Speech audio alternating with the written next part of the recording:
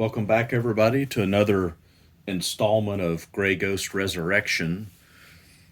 What this video is about is making some decisions and some analysis on pistons and cylinders so that we can figure out what we need to do. And it's going to start with looking at the condition of these old pistons that came out. You can see these lines on the side is called scoring, and there's significant scoring along here. Tops of the piston actually look pretty good. So there's a number of reasons why you can have scoring. One of those is from a lean condition where your engine is running and the oil in two strokes is in the gas. So if you lean out at higher RPMs, then no gas, no oil, and so you run into a oil shortage, which can lead to this scoring and even seizing. So they actually call that a lean seizure. The other thing that can happen is what's called a cold seizure, where somebody jumps on the ski and starts it up and pins the throttle. And what happens in that case is the piston expands faster than the cylinder when it warms up, and you don't have everything warmed and at operating dimensions on the inside, and you can get what's called cold seizure. I don't know if this engine has seized up or not. Couldn't talk to the owner, no idea. So we're just kind of looking at the evidence here. But certainly there was a problem because that's just way too much scoring. Also, just a thing to mention is in cast pistons, actually any piston is tapered. So it's a little narrower at the top than it is around the wrist pins. Got a little bit of a cold, so bear with me. So when you're measuring, which we'll talk about in a second, you want to make sure you're measuring at the widest part of the piston and not the top, because your cylinders need to be based on your piston. So that's one thing. Forged pistons, they expand more. So if you're working with a forged piston, your piston to cylinder clearance has to be more. So that's something to keep in mind there.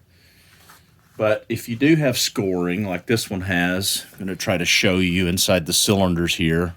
You can see that the cylinder has scoring too. And if you drag your fingernail across that, you're going to feel the grooves in there. And at first you might think, well, gee, that means, I'm going to have to bore my cylinders or even get new cylinders if it's bad enough. But don't make that determination yet, because you see how some of that is silver colored.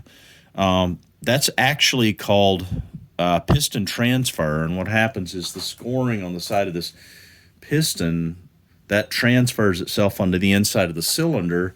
And you can actually take muriatic acid and dissolve that aluminum and clean it up. And you may very well find that the cylinders are perfectly fine after that. So if you feel the grooves in there with your finger, don't make a determination just off that alone. Okay, so now we need to measure our pistons and the cylinders. And the way you do that is you start off measuring your pistons. And whenever you measure anything, you want to measure it multiple different places, because pistons are actually smaller at the top than they are in the middle. They're actually barrel shaped in a lot of cases, but they're smaller at the top because this takes the most heat and expands more than it does in the middle. So they actually make them tapered. So when you're measuring your cylinders, you don't want to use this measurement alone, or you're going to get some inaccurate clearance readings. Instead, what you do is you measure the widest part of the piston, which is almost always here at the wrist pin. using a micrometer. But you want essentially your largest reading. Sometimes people use an average. I'm using the largest reading here, and I've already measured both of these pistons, and they are 87.8 millimeters. So to begin with, the first thing you need to do is get your hands on the specifications for your engine. This is the one for this motor. And you can't see all the fine details here, but the most important ones I'm going to call out are the bore size is 88 millimeters, and that's really just a reference point. You know, that's just what it should be. We'll see in a second that's not always the case and how it turns out, but that's our reference point. And then the other important numbers are your minimal cylinder to piston clearance, your maximum. That may be the most important number here, and that's the gap between the piston and the cylinder wall. It's very important. If it's too small, it's too tight, and you can end up with piston seizures, just like we saw here. You know, that's another reason why that may happen. And if it's too large, then you end up with, ring gaps, the ends of your rings where they meet. If that gap is too large, you end up with a compression loss. So those are our specs for min and max there. And then the other really important one is the maximum out of roundness, which is, I'm showing here, is in thousandths of an inch. So the maximum for this engine is 0.03 of an inch. So the 0.1 and 0.2 piston to cylinder clearance is in millimeters, as is our standard bore size there. The reason that I'm showing this in thousandths of an inch is because our bore gauge, which you'll see in a second, is in inches and not millimeters. So we have to do some translations occasionally here, which you'll see. To make that easy, here's a little lookup chart I put down. So 1,000th of an inch is 0.025 millimeters, 2,000ths of an inch is 0.05, and 0.003 or 3,000ths of an inch is 0.076, which they round up to 0.08 millimeters here. So we'll use that in a second. Again, our piston is 87.8. That's for both pistons. They're roughly the same. And our clearance tolerance is 0.1 to 0.2. Ignore those little things that look like zeros. That was just a mistake when I wrote it down. It's not 0.01. It's 0.1 to 0.2. So 1/10 of a millimeter, 2/10 of a millimeter is our clearance tolerances. And what that means is for to be in spec, it means the bore needs to be between 87.9 millimeters and 88 millimeters. So if it's within that limit, then we're in good shape.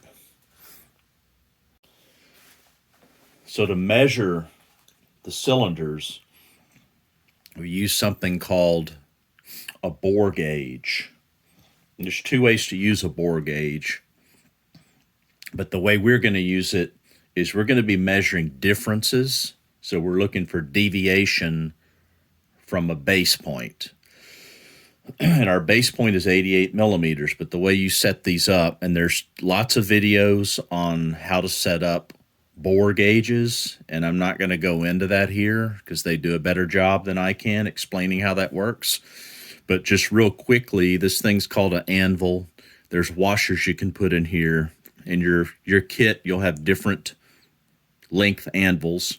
You have to find the right combination of anvil and washers so that your target measurement that you use with a micrometer, you want it so that this little plunger, when I push on that little plunger on the end there, it's very, very sensitive. You can see the needle moves. So what you do is you set it up so that when you put this inside your calipers on your micrometer, that you want it to just push in on that plunger, ideally about halfway, but you at least want to push in on it some. The reason why you want to do it about halfway, if you can, is so that you can measure over and under your target. But you position it in your caliper, and then you turn this dial to where the needle is exactly on 0. That's called, zeroing it in. And essentially what I have done, I've already done this, is I've set this to be exactly 88 millimeters. So when I push on this plunger and it goes to 0, which is right about there, that is exactly 88 millimeters. And that's our target that we're going to start with. So what you do is you measure across both directions 90 degrees and then 3 places deep in the cylinder, because cylinders are tapered and they're also oval from wear, so you need all of those data points. It's hard to do that in these 2-strokes because they have ports on the inside of the cylinder, so you have to dodge around those to be able to get these contact points to be able to make contact. So we're going to start with, this is called the thrust axis, and it generally has more wear on it because of the way the piston is moving. It's pushing and pulling down and scraping on the sides of this more so than the non-thrust side. So that's how you end up with an oval effect. A little bit of oval is okay. Perfect circle is obviously perfect. Too much of an oval is a problem. So that's one of the things we're looking for when we're measuring this. And so I've already done all of this and taken all these measurements, so I'm just showing you what I did and how to do it. But if we start with the thrust side on the middle, I'm just going to go right down to the middle. I'm using this cylinder because I happen to know that it's the most interesting one and has the biggest difference, the better talking point. What you do is you rock it back and forth. Right now, when I do this, this goes up to 1/1000th of an inch. So that means it's 1/1000th of an inch less than our 88 millimeter target. Okay, so that's the thrust direction. Each one of these long ticks is 1/1000th of an inch, and in between is 1/2,000th of an inch. But depending on your bore gauge, that may be a little different. They all have different ways of reading, but that's kind of standard for these. So that's 1/1000th of an inch. So now we're going to measure across the non-thrust axes, again, halfway down in the cylinder. And this time, we get 2/1000ths of an inch. So what that tells us is, both of those measurements indicate that little less than 88, and there's also a difference, which means that this cylinder does have some oval to it. So let's look at what our specs say here about that. So our specs say that in terms of ovaling, remember our 3/1000ths of an inch. So we only had 1 and 2 in that case.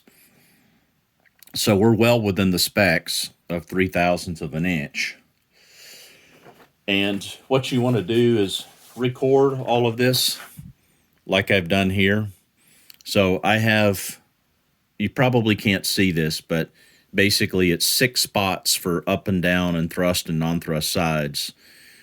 And the PTO cylinder was just about perfect because they're all within 1/2,000th of an inch of each other. And in the middle, it's just 1/1000th of an inch less than 88 millimeters. So that cylinder's in very good shape as far as that goes. On the mag side, this is where we start to see some deviation. Not necessarily problems, it's just a little different. Notice that we have 1/1000th of an inch on the thrust axes. We've got 2/1000ths of an inch. That's what we just measured. So that's where you start to see the oval. Okay.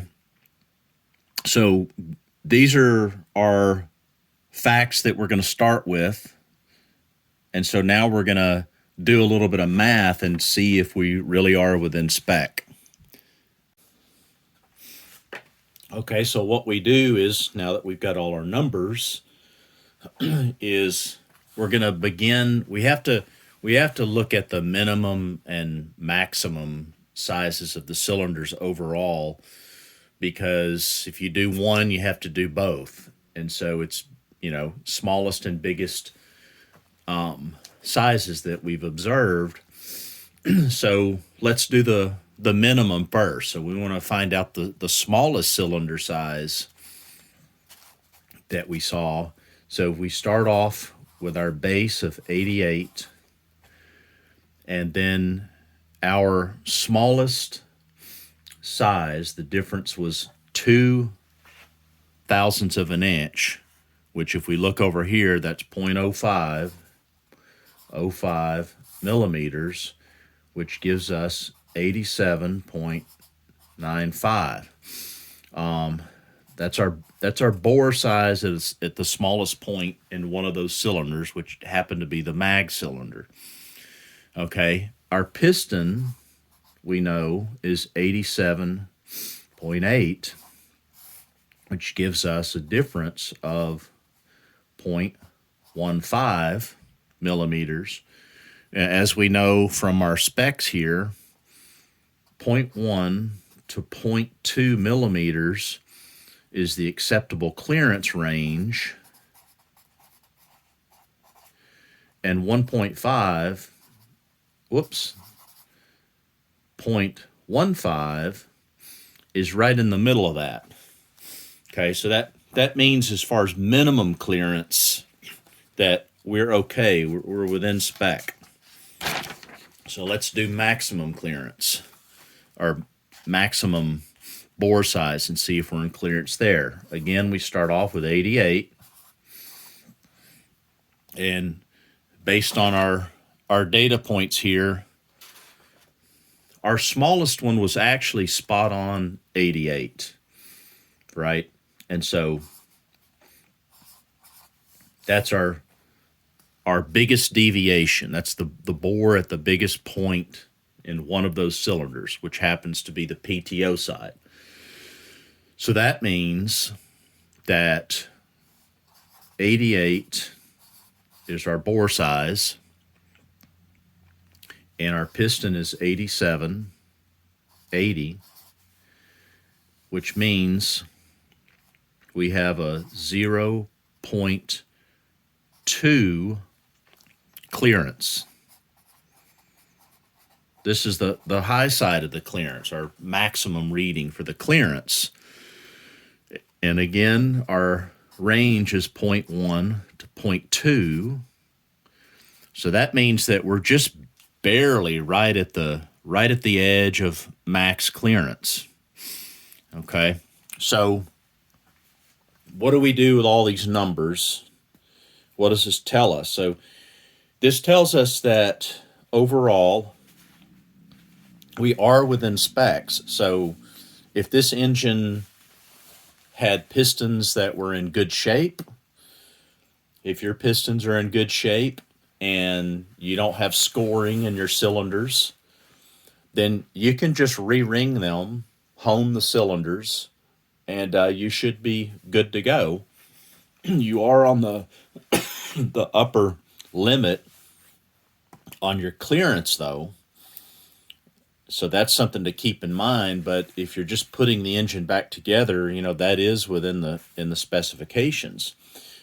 In my case, because my pistons are scored, I have to get new pistons anyway. And here's the catch, is even though I measured these stock pistons at 87.8, the aftermarket pistons are sold with a size of 87.9, I won't know the true size until I'm holding them in my hand and measuring them with a mic. But let's say that they really are 87.9.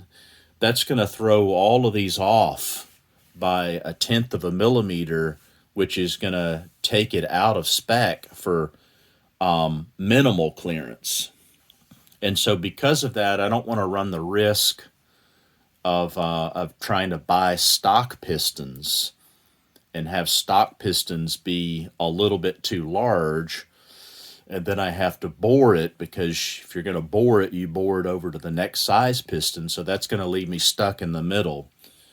So for that reason, I'm going to go to the next oversized piston, which is 88.25, and I'll buy those pistons, and once I have those pistons, I'll send the cylinders to the machine shop, and they'll bore them based on the piston itself by measuring the piston and reading the specs for these tolerances, which they're going to bore them to be 1/10 of a millimeter over to match the clearances here, instead of me just giving them a number and having them bore it. That would be a mistake, because my measuring equipment may not be accurate enough. So that's what I'm going to do, and that is how you measure your cylinders and your pistons to figure out what you need to do. Hope this helps, and we will catch you next time on another episode of Gray Ghost Resurrection. Thanks for watching.